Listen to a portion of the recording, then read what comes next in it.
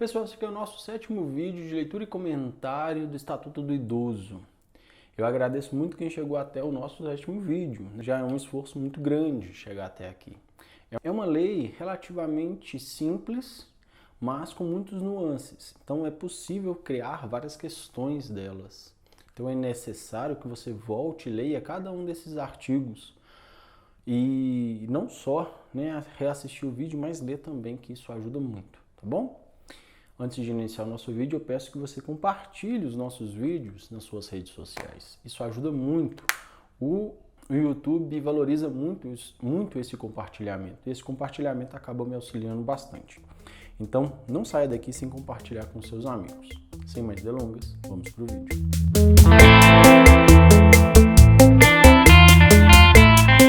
Artigo 77. A falta de intervenção do Ministério Público acarreta a nulidade do efeito, que será declarada de ofício pelo juiz ou a requerimento de qualquer interessado.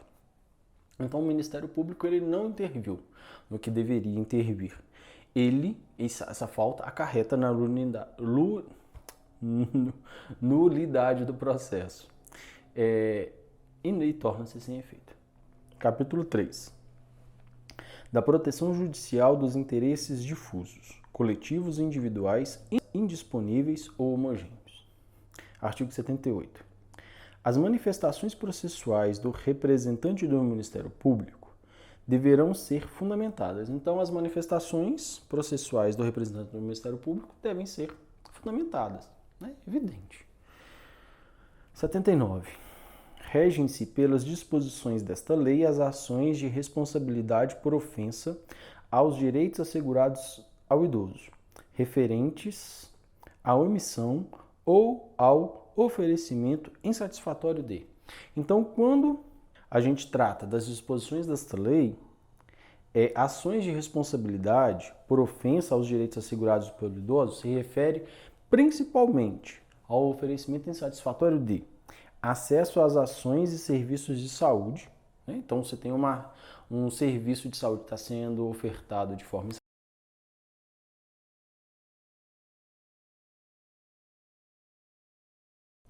serviço de saúde está sendo insatisfatório, pode haver ali um processo. 2. Atendimento especializado ao idoso portador de deficiência ou com limitação incapacitante. Então, pode haver ali um processo referente à omissão ou oferecimento satisfatório, sempre com atendimento especializado ao idoso com deficiência ou com uma limitação incapacitante não for ofertado de forma correta. Atendimento especializado ao idoso portador de doença infecto-contagiosa. Serviço de assistência social visando ao amparo do idoso. Se for insatisfatório, também pode haver uma ação por omissão. Parágrafo único. As hipóteses previstas neste artigo não excluem a proteção judicial outros interesses difusos, coletivos, individuais, indisponíveis ou homogêneos, próprios do idoso protegidos por essa lei. É evidente. Então, se a lei ela foi omissa em determinado direito, não quer dizer que ele possa ser ferido. É isso, mesmo que não esteja aqui. Artigo 80. As ações previstas neste artigo serão propostas no foro do domicílio do idoso, cujo juízo terá competência absoluta para processar a causa, ressalvadas as competências da Justiça Federal e a competência ordinária dos tribunais superiores. Então, se tem algum processo que se relacione com o idoso, vai ser no domicílio dele próprio, e o juiz vai ter direito, vai ter prerrogativa de dar toda a ação necessária para processar a causa. 81. Para as ações cíveis fundadas em interesses difusos, coletivos, individuais, indisponíveis ou homogêneos, considera-se legitimados. Todos estão legitimados e concorrente. Então, não quer dizer se um fez, o outro, se um está legitimado, o outro não está. Todos estão legitimados ao mesmo tempo. O Ministério Público, a União, os Estados, o Distrito Federal e os municípios, a Ordem dos Advogados do Brasil, a OAB, as associações legalmente instituídas há pelo menos um ano e que incluam entre os seus fins institucionais a defesa dos interesses e direitos da pessoa idosa, dispensada a autorização da Assembleia se houver prévia autorização estatutária. Então, Ministério Público, União, Estados, Distrito Federal, municípios, Ordem dos Advogados do Brasil, as associações legalmente instituídas há pelo menos um ano e que tenha como base a defesa dos direitos da pessoa idosa, né? Todas elas podem peticionar aqui a favor, né, de ações cíveis que fundamentam ali os direitos e interesses difusos, coletivos, individuais, indisponíveis ou homogêneos. Parágrafo 1º. Admite-se-á litisconsórcio facultativo entre o Ministério Público e a União e dos Estados na defesa dos interesses e direitos de que trata essa lei. Então está falando ali, olha, pode acontecer, caso seja de interesse, que o Ministério Público, a União, os Estados atuem conjuntamente na defesa dos direitos que se trata essa lei. Parágrafo 2º. Em caso de desistência ou abandono da ação por associação legitimada, então foi a associação que fez o pedido, né, para a proteção de um direito. O Ministério Público, o outro legitimado, deverá assumir a titularidade ativa, então a instituição iniciou, mas ela em algum momento abandonou. O Ministério Público vai continuar, ou a União, os Estados, enfim. Artigo 82. Para a defesa dos interesses e direitos protegidos por esta lei, são admissíveis todas as espécies de ações pertinentes. Então, todas as ações possíveis são pertinentes para a proteção dos interesses difusos, coletivos, indisponíveis, homogêneos dos idosos. Parágrafo único. Contra atos ilegais ou abusivos de autoridade pública ou agente de pessoa jurídica, no exercício de atribuições do poder público que lesem de direito líquido e certo previsto nesta lei, caberá ação fundamentada que se regerá pelas normas da lei do mandato de segurança. Então, tem um direito líquido e certo, entra com mandato de segurança, tá? Contra atos ilegais ou abusivos de autoridade pública, agente de pessoa jurídica, no exercício de atribuição do poder público. Qual vai ser o instrumento legal? O mandato de segurança. Ela entra com o mandato de segurança porque é um direito líquido certo, então tem que ser rápido, tá?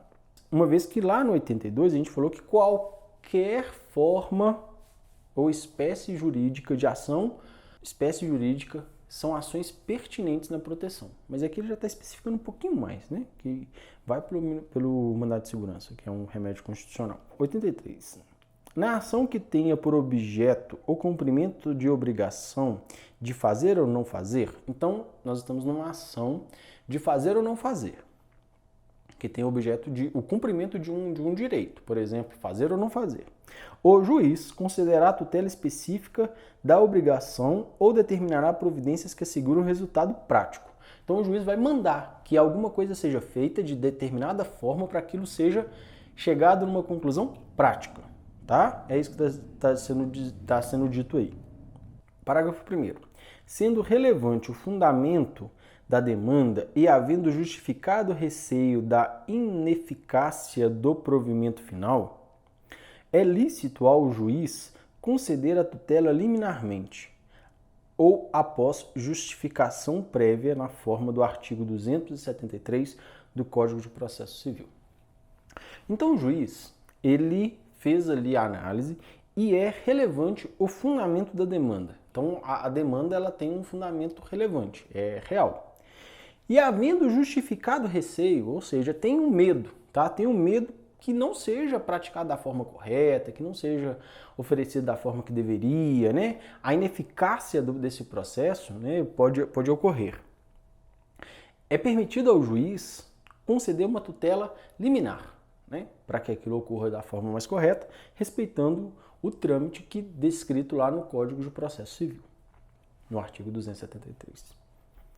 Parágrafo 2º. O juiz poderá, nas hipóteses do parágrafo 1º ou na sentença, impor multa diária ao réu, independentemente do pedido do autor, se for suficiente ou compatível com a obrigação, fixando prazo razoável para o cumprimento do preceito. Então, estava com medo, né, de não dar certo aquele processo, de ser ineficiente, ser ineficaz. Então o juiz deu ali a liminar. Ele ainda pode estipular, mesmo que o pedido não tenha sido feito, Lá na petição inicial, fazer o pedido de uma multa diária, caso o réu não cumpra aquilo que foi determinado. 3. A multa só será exigível do réu após o trânsito em julgado da sentença favorável ao autor, mas será devida desde o dia em que se houver configurado. Então só vai ser pago quando haver o trânsito em julgado favorável ao autor da ação. O réu foi considerado culpado, enfim, e saiu favorável, a sentença favorável ao autor. A multa foi estipulada pelo juiz. Ele não vai pagar ela logo de início, ele vai pagar só ao final do processo, quando haver o trânsito em julgado, mas ele vai pagar desde o início, quando ela foi fixada. 84. Os valores das multas previstas nesta lei reverterão ao fundo do idoso, onde houver, ou na falta deste, ao Fundo Municipal de Assistência Social, ficando vinculados ao atendimento ao idoso. Então, a multa vai ser paga. Essa multa vai ser direcionada ao fundo do idoso. Se não houver um fundo, vai para o Fundo Municipal de Assistência Social. E esses recursos serão destinados à proteção do idoso. Parágrafo único. As multas não recolhidas até 30 dias após o trânsito em julgado da decisão serão exigidas por meio de execução promovida pelo Ministério Público, nos mesmos autos, facultada igual iniciativa aos demais legitimados em caso de inércia daquele. Então, saiu o trânsito julgado, saiu a obrigação de pagar, mas a multa não foi recolhida nos 30 primeiros dias. Então, o Ministério Público deve fazê-lo. 85. O juiz poderá conferir efeito suspensivo dos recursos para evitar dano irreparável à parte. Então, o juiz ele pode conferir, um efeito suspensivo aos recursos para evitar um dano maior a uma das partes. Então, ele dá um efeito suspensivo aos recursos, impede que haja novos. 86. Transitada em julgado a sentença que impuser condenação ao poder público, o juiz determinará a remessa de peças à autoridade competente para apuração da responsabilidade civil e administrativa do agente a que se atribua a ação ou omissão. Então foi transitada em julgado a sentença que impôs uma condenação ao poder público, o poder público foi condenado, o juiz vai determinar a remessa das peças do processo à autoridade competente, que seja qual for, para apuração da responsabilidade civil e administrativa do agente que estava ali, executando aquela ação. Então pode ser o dirigente da instituição, pode ser o médico, pode ser o assistente social, aquele que tiver responsabilidade pela ação ou omissão. 87. Decorridos 60 dias do trânsito em julgado da sentença condenatória favorável ao idoso, sem que o autor lhe promova a execução, deverá fazê-lo o Ministério Público, facultado igual iniciativa aos demais legitimados, como assistentes ou assumindo o polo ativo em caso de inércia deste órgão. Então, passou 60 dias, a sentença de trânsito em julgado em favor do idoso, não foi tomada a execução, não foi promovida a execução, o Ministério Público deve fazê-lo. Se o Ministério Público não fazê-lo, não vier a fazer, qualquer dos legitimados podem tomar o polo ali da ação e evitar que aquela inércia continue. 88. Nas ações que se trata esse capítulo, não haverá adiantamento de custas, emolumentos, honorários, periciais e quaisquer outras despesas. Então, as ações que trata de efetivar direitos dos idosos, não vai haver adiantamento de emolumentos, custas, honorários periciais, enfim, nada, nenhum custo do Poder Judiciário. Parágrafo único. Não se imporá sucumbência ao Ministério Público. Então, quando se fala isso no parágrafo único do 88, diz, não se imporá, não vai se impor, sucumbência ao Ministério Público, no caso desses pagamentos. 89. Qualquer pessoa poderá e o servidor deverá, qualquer pessoa poderá e o servidor deverá, então é facultado a qualquer pessoa, mas se for um servidor, ele deve, é obrigação. Provocar a iniciativa do Ministério Público, prestando-lhe informações sobre os fatos que constituem objeto de ação civil e indicando-lhe os elementos de convicção. O cidadão pode e o servidor deve provocar a iniciativa do Ministério Público, mostrando indicando elementos de sua convicção para uma ação civil. Então tem elementos que corroboram para uma tese, aquela tese vai ser apresentada ao Ministério Público e esse vai dar prosseguimento. Se for servidor público, por exemplo, um médico, tem a obrigação de fazer. Artigo 90. Os agentes públicos, em geral, os juízes e tribunais, no exercício de suas funções, quando tiverem conhecimento de fatos que possam configurar crime de ação pública contra idoso ou ensejar a propositura de ação para sua defesa, devem encaminhar as peças pertinentes ao Ministério Público para as providências cabíveis. Então, os agentes públicos em geral, os juízes e tribunais no exercício de sua função, então, os servidores no geral, inclusive os juízes e tribunais, devem, quando tiverem conhecimento de fatos que configurem crime de ação ou omissão contra o idoso, crimes da administração pública, eles devem dar prosseguimento, né? E propor uma ação em defesa do idoso junto ao Ministério Público, para que o Ministério Público, melhor dizendo, dê a diligência necessária para a proteção dos direitos dos idosos, mesmo contra a administração pública. Pessoal, muito obrigado por ter chegado até aqui. Estamos chegando ao fim da nossa série. Não se esqueça de compartilhar esse vídeo nas suas redes sociais. Se compartilhar esses vídeos me ajuda muito, tá bom? Não sai daqui sem avaliá-lo também. Joinha positivo, joinha negativo, joinha positivo. E muito obrigado por confiar no trabalho. Fiquem com Deus, até muito breve.